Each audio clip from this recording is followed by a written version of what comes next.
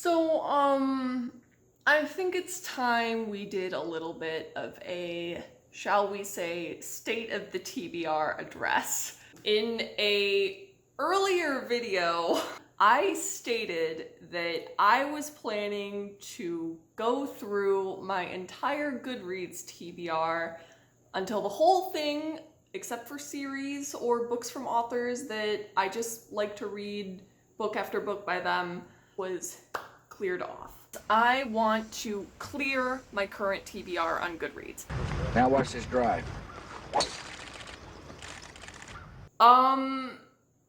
That didn't happen. As you can probably tell by my thumbnail, I am in deep trouble right now, and that trouble is shaped like my English studies. And it is also shaped like my approaching exams, which are not like immediately approaching, but like I can sense them on the breeze. Yeah, let's talk about it.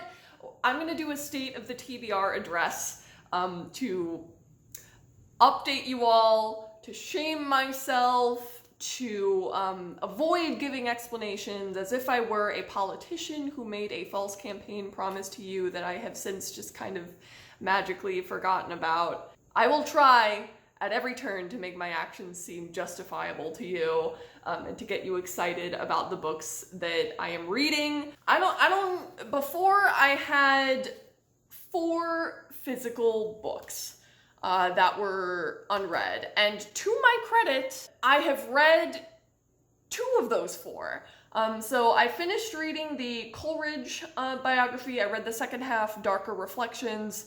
It was okay. It was just kind of dull, and honestly, it was bringing me down a lot. I know I'm like a hater, and I am like Sarah Fricker forever, but you know, I did like feel quite bad for him at the end of it, and so it was just very uncomfortable because it's like, what do you do when you're reading about like a person who you kind of dislike and like morally disapprove of having the worst time of their entire life and ultimately dying? It's awkward, and I take no pleasure in it. That was fine, and then I read Atonement, finally, which was very romantic and very beautifully written, but it was also just fine. I found 2/3 of it unbearably boring, and they were the 2/3 of it that had the most plot, so figure that one out for yourself. That says a great deal about what I like to actually read.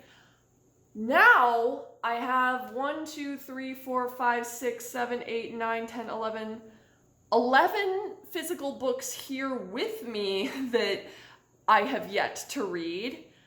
Jane Eyre and Daniel Deronda are still included in that pile, but 11 is actually 12 because I also have a book coming in the mail soon. So I've been a little bit naughty, I know, but I promise there's a really good reason for it. At least I tell myself it's good and reasonable, and I really am hoping that it doesn't end in disaster for me. So anyway. Now watch this drive. First, I'm gonna defend myself for a second here. I'm so sorry if I'm coughing and kind of disgusting sounding today. I have been sick. I'm not fully recovered, but I felt really energized to film today, so whatever, I guess. So let me look at this TBR document that I made a while back, and I'll update you guys on the percentages and what they're looking like. If you don't know what I'm talking about, then just watch the other video first.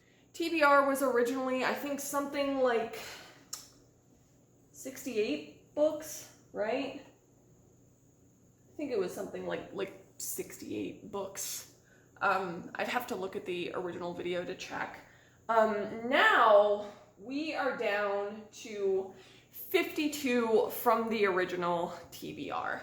So that is not too shabby for the couple of weeks since I made that video. I think I removed a couple of things. The one that I remember removing is I removed one prehistory book, because when I read Kindred, which was the Neanderthal nonfiction, it was really, really dry and awful and scientific and poorly organized and just jargony. Badly written, but also really bad science and like weird leaps in logic that didn't make any sense to me. Just bad writing. And after that, I went and I snooped on the other prehistory book pages on Goodreads, and The Rise and Fall of the Mammals had basically a lot of negative reviews saying that it was the same as that and it had the same problem. So I actually just took that one off of the TBR because I just don't want to deal with that. And you know, that book, like Kindred, is very overexposed in my opinion. Like, I see that in Barnes & Noble all the time. It's getting pushed so hard, so I am just... That one did get taken off. Everything else I either read in full or attempted to read and DNF'd. You can find out which ones I DNF'd if you just go to my Goodreads page. So now, the largest category is still politics at 23% of the old TBR. This is without all the new books that I've added included, by the way. Self-help, 17%. Series continue, 13%. Historical is 13%, nature is 11%, classics and dark fiction are 7%, biography is 3%, and prehistory is only 1% now. That's what that is currently looking like. Now, my actual TBR in Goodreads is back to 67 books. Because I've just been adding things as I find them interesting and as I want to remember them. If you've been on this channel for a while, you know I read a lot of really obscure stuff. It's stuff that you like just don't stumble upon in a bookstore because people either hold on to their copies, or it's a really old book and it's out of print, or it just is not that profitable of a book. So I have to kind of bookmark things that I want to read as I come along them, or come across them, I should say, because otherwise I'm just gonna lose it forever. I know I said in the last video that I romanticize the idea of just like walking into a bookstore and selecting something and blah blah blah, and that's like true, I do, but the like sad reality is that a lot of bookstores just carry crap these days. Like, I'm sorry, no one wants to talk about this. I thought about making a video about this, maybe I still will, but that's just the fucking truth. A lot of bookstores just carry crap, or at least to me it's crap. Like, it's stuff that is hurried through the publication process, or it's like a classic I've already read and it's no good to me. So I have added a bunch of things. Some of them, yeah, here we go. Some of them are classics. Some of them are just fun stuff. I have Kill for Love by Laura, Pickle Simmer, Impressions of an Indian Childhood by Zitkala Sa, The Burnout Society by Byung-Chul Han, This Ragged Grace by Octavia Bright, The Midwife's Tale by Laurel Thatcher Ulrich. I have Neutral Body to Postmodern Cyborg by Sylvia Guarini, Hen Fever by Olivia Waite, Changing Our Minds by Celia Kitzinger, Tenant of Wildfell Hall by Anne Bronte, The Vampire by John William Polidori, Jane Eyre I just formally added, as well as Daniel Deronda. I added Demons by Dostoevsky, Lolita by Nabokov, and Anna Karenina by Leo Tolstoy. My attitude towards classics like that is normally like, oh, I'll get around to it eventually, but I don't know. I saw them in a bookstore and I was in such a book mood that I just I really wanted to just mark them so I felt like I had them, even though, because I was sad I couldn't read them right then. So that's just the deal. Let me just break down for you the physical TBR now. So some of these are off the actual TBR, and some of them are not. The two new ones that I've added, so I have A Midwife's Tale already. I got that one, and then I am currently reading The Vaster Wilds by Lauren Groff. It's pretty good. And those were two new ones that I added to the TBR and have already started. Sorry, but I'm not really prioritizing old stuff unless it's like super old. I'll talk about what I'm going to be prioritizing pre-exams in like 2 minutes here. The two other ones that I have off of the old TBR list are Snare, and then I have Homeland Security by Carla Power. This is, I think, the second oldest book on my TBR. Yeah, that is how that's going. And then the other physicals that I have Georgics by Virgil, school related. All of these are school related, I should mention. I have Metamorphoses by Ovid. I have this collection of vampire stories. And then I have these two that I'm kind of just stocking up on for exam readings. So I have and then I have No Name by Wilkie Collins as well. Some of it is hoarding for exams, some of it is stuff that I'm reading for this current semester. Jane Eyre and Daniel Deronda are also me hoarding for exams. And then some of it is me just treating myself because I am about to be in for a wild ride. So anyway, the other thing that I wanted to talk about today is basically the situation that I'm in is I feel like I want to prioritize reading certain things off of the old TBR before I get into exam season, and that becomes like almost all of my reading. So I think there are just like a couple of titles that I am right now gonna pick out from the old TBR as things that I just like, I really want to get to before I have to start waiting to read them, because, you know, sometimes the moment is just like gone after a bit and you don't want to read it anymore. So let's talk about the stuff that I am prioritizing here. The first one that I'm going to prioritize is a nonfiction called Revolution in Rojava, Democratic Autonomy and Women's Liberation in the Syrian Kurdistan. This is getting prioritized because this is the oldest book on my TBR after Homeland Security. It's actually a teensy bit older than Homeland Security because I added it in March 2021.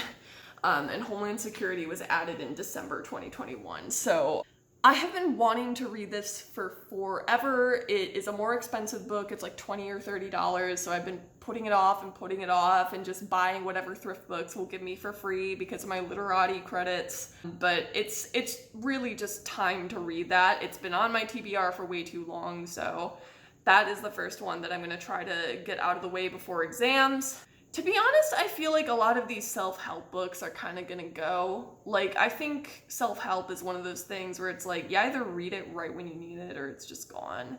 I am thinking about reading The Men by Sandra Newman, just because I have a hunch, and I've heard from, like, people whose reading tastes I respect and I trust, that this book is actually really, really good, and it just kind of got review bombed by a bunch of basically anti-feminist extremists on Goodreads, and that, like, that's the reason its rating is so low.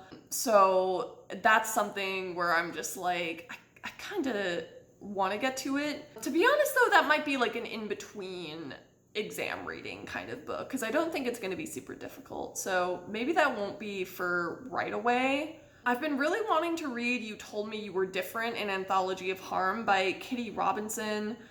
This is a feminist anthology specifically about anti-feminism within the LGBT community. And that is another one where I'm like, I kind of feel like I have to read it as soon as possible because it is self-published or independently published, I'm pretty sure. And, you know, that means intermittently it just like runs out of copies. And I'm always paranoid that like she's just never gonna print more. So, you know, I kind of like, I kind of just want to like get it while I can, basically. Another one that I'm kind of thinking about is Looking for Jane by Heather Marshall. This has a really high Goodreads rating, and generally I trust historical fiction authors. Like, the last like bad experience I had with historical fiction was with Outlander, and that was like a really, really long time ago. Every historical fiction Well, no. The last really bad experience I had with historical fiction was A Tip for the Hangman, and we don't talk about that. But mostly historical fiction is really good, especially if it's like focusing on women characters and their experiences. So that one is one that I'm kind of looking into. Memoirs of Hadrian, I don't know. I'm undecided about. I think that one's gonna be like so intense that I'm like, I feel like I can't read it in this giant reading spree. I feel like I need to like sit down with Memoirs of Hadrian for like an entire summer. Like maybe that's like a post-degree book. I don't know. It's so anticipated though that I feel like I really need to give it enough space and time to like savor it. Pod by Lailene Paul is a story from the perspective of a spinner dolphin, and that's the one I have currently in the mail. So that one's getting prioritized. Permanent Crisis, The Humanities in a Disenchanted Age by Paul Ritter, I think, Rader. This one I also, like, this is kind of like a now book because, like, while I am literally studying the humanities, I feel like this is the time to read this because I have it with me now, so I have it with me throughout my studies rather than like saving it for later or reading it when I'm like almost done, because that would be a really frustrating experience, especially if it has good insights. Oh wow, I'm at the top already. Okay, the last one that I want to prioritize, I'm just kind of scanning over this. Okay, yeah, the last one I want to prioritize is actually the one that one of you guys recommended to me. It's The Culture of Narcissism by Christopher Lasch. Yeah, this looks so fucking good. It is kind of digital society aligned without being purely digital society aligned. It feels like it would be applicable and interesting to me without being just like, you know, rehashing the same old points about social media and like modernity that every other book does. So I am really, really kind of interested in this topic of like American culture as like narcissistic by nature. I am hoping that that proves to be a good read as well. Those are the ones I'm kind of thinking about prioritizing. Probably going to be reading those like, you know, this winter, moving into maybe a little bit of this spring, but at that point it's gonna be lights out and I'm gonna need to like really start doing exam reading. Right now I'm currently alternating between school books and non-school books. Right now I am reading The Vaster Wilds. I'm trying to make it though so that I am like allocating relatively equal time to each. So if I finish like a non-school book in like a day, I'm kind of allowed to read another one before I go back to reading for school. I'm hoping that it's not too brutal getting through all of these. All of them are stuff that I'm super duper interested in. I know I lied. I know I was way over ambitious. You know, you'll come to see that this is a frequent problem with me, is I am over ambitious. I want to read and do everything on planet Earth, and it unfortunately is just impossible for one person to do that. I feel like I need like Hermione's time turner so that I can just literally, honestly, yeah, that is literally me. Like that's literally what I feel like at this point in time. Can you tell I'm wired right now? I'm really, really wired. I have so much shit to do. It feels like I finish one task and another task just appears for me. And I'm kind of intoxicated by it, but I'm also very, very, very tired sometimes. That's the state of things. You know, if one of y'all feels really strongly about something where you're like, this book is so good, I've read it, you should prioritize it over the other ones that you're planning to read before exams consumes you whole, let me know. Let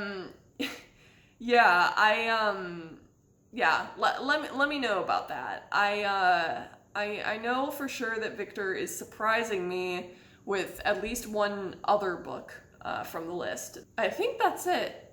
I think that's all I've got for you. I hope you've enjoyed, and I will see you next time. Yeah, that's it. Bye.